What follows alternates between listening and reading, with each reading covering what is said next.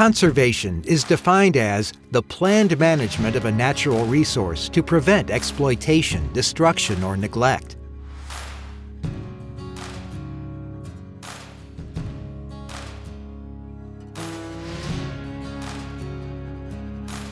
America's timeline shows hunters have played an integral role in the establishment of our nation's land and wildlife conservation ethic.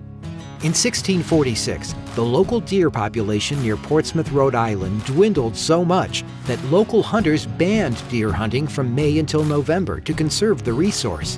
By 1720, most New England colonies followed suit. In 1763, Massachusetts fined poachers for ignoring fledgling game laws. In 1800, those who embraced an ethical approach to hunting called themselves sportsmen.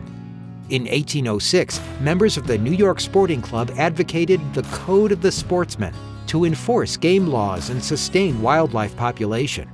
In 1868, that same group pushed for a state fish commission and later lobbied Congress to form a similar federal organization, one that later became the U.S. Fish and Wildlife Service. In 1887, George Bird Grinnell and Theodore Roosevelt, both hunters, launched the Boone and Crockett Club that helped establish the National Park and National Forest systems.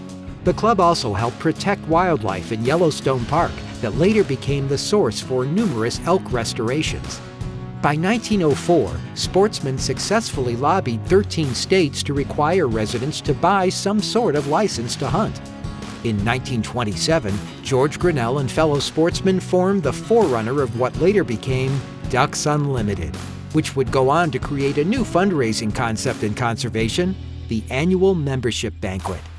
In 1937, hunters approved an excise tax on guns, ammunition, and have since added archery equipment that to date raised more than $14.1 billion specifically for conservation. Over time, more hunter-based conservation groups formed to advocate for wild turkey, mule deer, pheasants, quail, wild sheep, and other wildlife. In 1984, 4 elk hunters founded the Rocky Mountain Elk Foundation that has since protected or enhanced more than 8.1 million acres of wildlife habitat, opened or improved access to more than 1.3 million acres, helped restore elk to 7 states and 1 Canadian province, and continues to advocate for elk conservation and hunting. These historic and ongoing efforts all highlight how hunting is conservation.